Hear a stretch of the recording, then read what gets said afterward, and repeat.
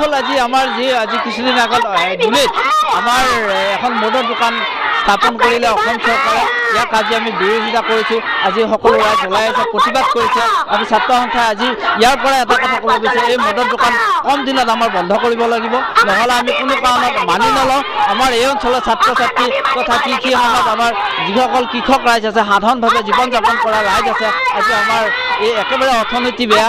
আৰু তাতকৈ আমাৰ যিখন ওচৰত আমাৰ বিদ্যালয় আছে, এই বিদ্যালয়ৰ ছাত্ৰ ছাত্ৰীয়ে এই মদ খাবলৈ আৰম্ভ কৰিব। গতিকে আমি এটা কথা দাবী জনাইছোঁ, যি সময়ত এই বিদ্যালয়ৰ আন্তঃগাঁথনি নাই, আজি বিদ্যালয় বন্ধ কৰিছে, আজি মেডিকেলত আজি 24 ঘণ্টা সেৱা বন্ধ হৈছে দিল্লীত। গতিকে আজি আমি এই কথা এটা ক'ব বিচাৰিছোঁ যে আজি ইয়াৰ পৰাই এই মদৰ দোকান সম্পূৰ্ণ বন্ধ হ'ব লাগিব আৰু চৰকাৰে এই মদৰ দোকান খোলাৰ উপৰিও আমাৰ এই মেডিকেলত ডক্টৰ দিয়ক, 24 ঘণ্টা সেৱা আগবঢ়াওক, বিদ্যালয়ৰ আন্তঃগাঁথনি উন্নত কৰক, তাকে আমি দাবী জনাইছোঁ।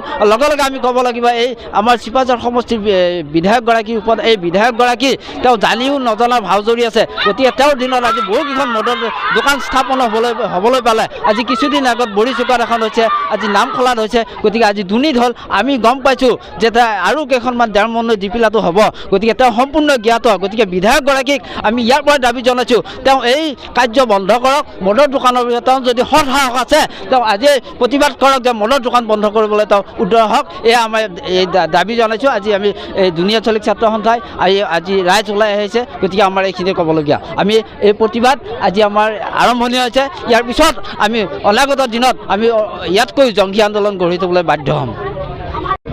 হয়, আজি আমি দুনীয়া আঞ্চলিক ৰাইজৰ সহযোগত আৰু পশ্চিম দৰং লগতে দুনীয়া আঞ্চলিক ছাত্ৰ সন্থাৰ সহযোগত আমি বৃহত্তৰ দুনীয়া অঞ্চলত যি সুৰাৰ বিপণী ইয়াত আজি যোৱা 4 দিনৰ পৰা আৰম্ভ কৰিছে, এই সুৰাৰ বিপণীখন বন্ধ কৰাৰ দাবীৰে আমি আজি ইয়াত গণতান্ত্ৰিক আন্দোলন আমি কৰিবলৈ বাধ্য হৈছোঁ।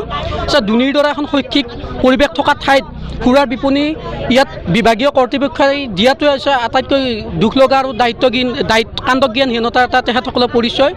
আমি আচলতে আমাৰ এই চিপাঝাৰ বিধানসভা সমষ্টিৰ সন্মানীয় বিধায়ক মহোদয় উন্নয়ন কৰিম বুলি যিটো গতিত তেখেতে আহিছিল, কিন্তু তেখেতে উন্নয়ন কৰা নাই। সেই গতিত কিন্তু চিপাঝাৰ সমষ্টিটোত গোটেই সুৰাৰ বিপণীসমূহ তেখেতসকলে স্থাপন কৰি দিছে।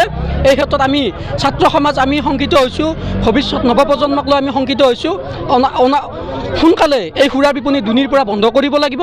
যদি বন্ধ নকৰে অনাগত ভৱিষ্যত আমি তীব্ৰ গণতান্ত্ৰিক আন্দোলন কৰিবলৈ বাধ্য হ'ম। আমাৰ এই আজি প্ৰতিবাদখনত আমাৰ বৃহত্তৰ দুনীয়া আঞ্চলিক ৰাইজে আমাক সহযোগিতা কৰিছে। দুনীয়া আঞ্চলিক ছাত্ৰ সন্থা, পশ্চিম দৰং আঞ্চলিক ছাত্ৰ সন্থা আৰু বৃহত্তৰ দুনীয়া অঞ্চলবাসীৰ অভিভাৱকত্বত আজি আমি এই বৃহত্তৰ নাৰী সমাজো আমাৰ মাজত আজি ওলাই আহিছে। কিয় ওলাই আহিছে? তেখেতসকলৰ ভৱিষ্যত, নিজৰ ল'ৰা ছোৱালীক যাতে নিজৰ ভৱিষ্যতটো যাতে সুৰক্ষিত হৈ থাকে, তাৰ বাবে আজি দুনীত বিলাতী সুৰাৰ মদৰ দোকানখন বন্ধ কৰাৰ দাবীৰে আমি ইয়াত অৱস্থান ধৰ্মঘট কৰিছোঁ।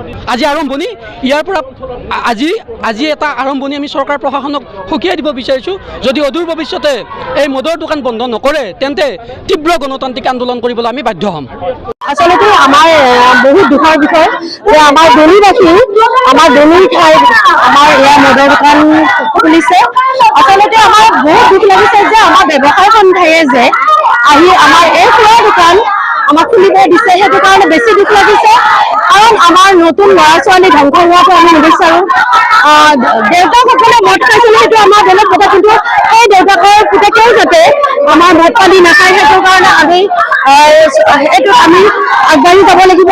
আৰু এই দোকান আমাৰ দুনীত যাতে নহয়, আজিৰ পৰা বন্ধ কৰিব বুলি আমাৰ মোৰ ফালৰ পৰা আশা ৰাখিছোঁ। আৰু গোটেই আমাৰ দুনীবাসী ইয়াত ওলাই আহিছে আৰু ইয়াতে যাতে এই দোকানখন নহয় তাকে মই ভাবিছোঁ আৰু মানিছোঁ। ধন্যবাদ।